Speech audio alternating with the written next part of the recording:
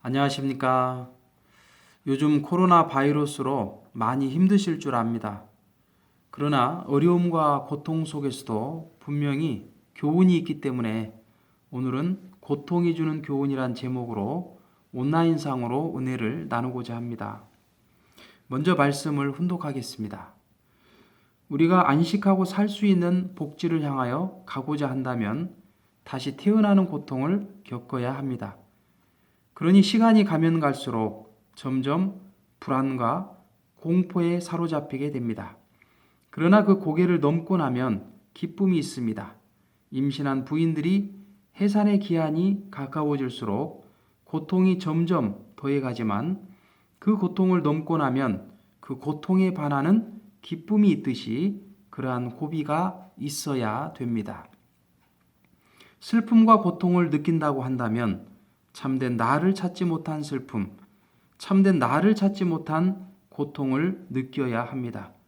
세상에 슬픔과 고통이 많이 있다 할지라도 참된 나를 찾지 못한 슬픔과 고통보다 더한 고통과 슬픔은 없습니다. 고통을 좋아하는 사람이 있을까요? 아마 아무도 없을 것입니다. 그런데 이가 썩어갈 때 고통이 없다면 어떨까요? 아마 그 이는 다 문드러지고 더 이상 사용하지 못할 것입니다. 길을 걸어가다가 넘어져서 뼈가 골절됐는데 고통이 없다면 어떨까요? 마찬가지로 그 뼈는 다 부서져서 더 이상 그 다리는 사용하지 못할 것입니다. 그래서 진짜 무서운 병은 고통이 없는 병입니다. 뇌출혈, 뇌졸중 같은 병은 쓰러지기 전까지 고통 없이 지낼 수 있으니까 심각한 상태가 올 때까지 잘 모르고 방치해두죠. 그러다가 쓰러지면 회복하기가 쉽지 않게 됩니다.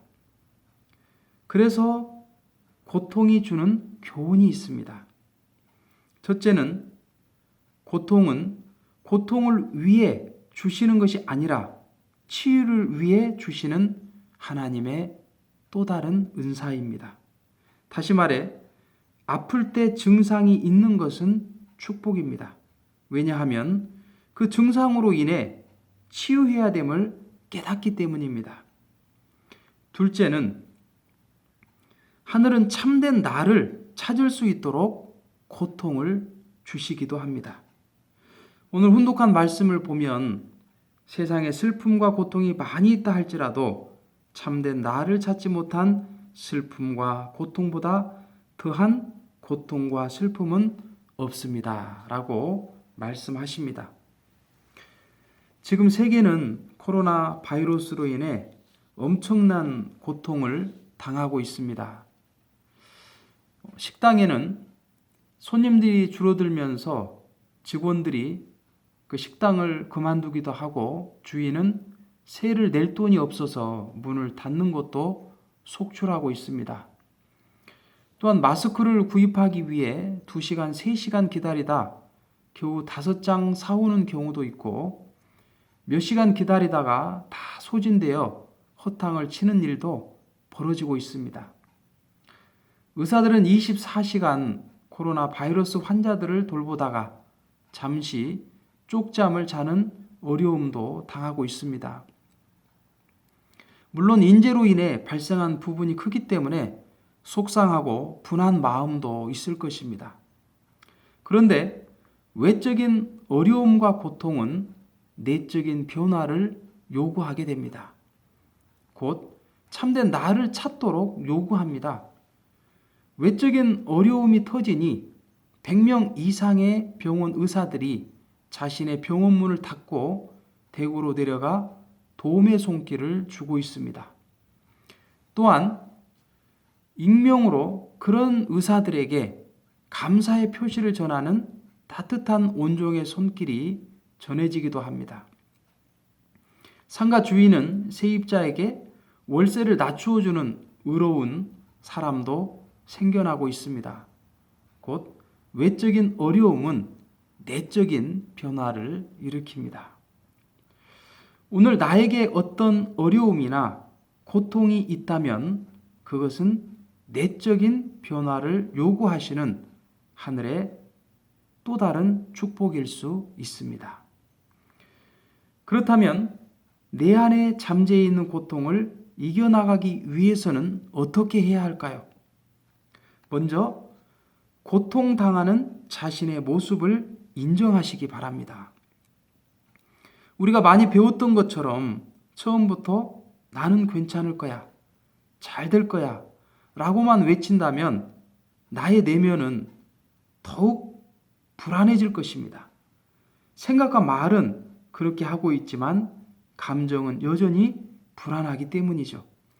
생각의 파동보다 감정의 파동이 수백 배 크다고 합니다. 따라서 먼저 그 불안한 감정을 인정해 주는 것이 필요합니다. 직장이 없어질 것 같아. 너무 불안하다. 참 힘들다. 그렇지. 그리고 그 고통과 불안에 사랑을 보내주세요. 그동안 수고 많았어. 할 만큼 한 거야. 정말 고생했어. 고통당하는 그 마음에 위로를 보내주시고 사랑을 보내주시기 바랍니다. 그 사랑의 파동은 불안에 떠는 마음을 위로할 것이고 힘을 내게 할 것입니다. 우리는 누군가에게 위로를 받는 것만으로도 새로운 힘을 얻을 수 있습니다. 이렇듯 내 자신에게 힘과 위로를 주어 보세요. 우리 내면에는 스스로 위로할 수 있는 아주 큰 마음, 곧 정화장치가 있습니다. 불안과 고통에 떨고 있는 자신의 내면에게 위로의 말을 건네보시기 바랍니다. 나는 걱정하는 마음에 위로를 보냅니다. 같이 한번 따라해 볼까요? 나는 걱정하는 마음에 위로를 보냅니다.